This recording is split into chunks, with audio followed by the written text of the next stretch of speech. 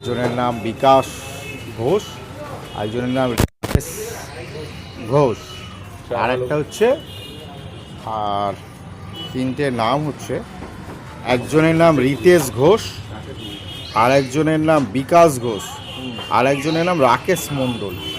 এই বিকাশ ঘোষ হচ্ছে 18 বছরের ওপরে, 33 বছর বয়স, আর বাকি দুজন মাধ্যমিক দিয়েছে। এবার সামনে পুজো হচ্ছিল, সেইখানে কালী পুজোর ওখানে গিয়েছিল।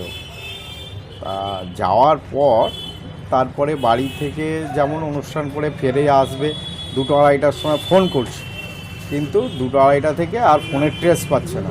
তারপর ওরা খোঁজ খবর নিয়েছে কিন্তু পায়নি। সকালবেলা এই অবস্থায় দেখা গেল যে একটা বাস যাচ্ছিল তেঁতুলমুড়ির ওইখানে, সেই বাসের ছাদ থেকে কোনো একজন দেখতে পেয়েছে যে এরকম 3 জন পড়ে আছে, এবং সঙ্গে সঙ্গে ওরা নেমে দেখেছে।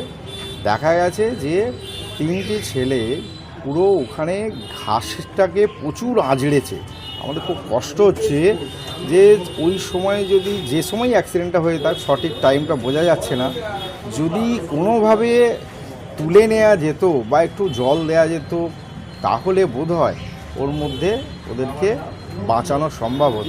এবার যেহেতু আন্দাজ করা যাচ্ছে যে হয়তো ওরা আসছিল, কোনো গাড়ি ওদেরকে অ্যাক্সিডেন্ট করেছে, অথবা ওরা কোনো গাড়ি করে আসছিল, ওদেরকে ওরা গিয়ে সোজা মেরেছে। এটা এখনও পর্যন্ত বোঝা যাচ্ছে না, যেহেতু ওদের গাড়িটা দেখা যাচ্ছে না।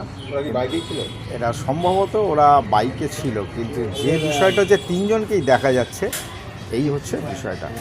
মনে হচ্ছে বডির পোস্টমর্টমের জন্য নিয়ে যাওয়া হবে, হ্যাঁ, এবং সেটাই এখন এখানে এসেছি। লেখালেখি হচ্ছে, খুব মর্মান্তিক ঘটনা।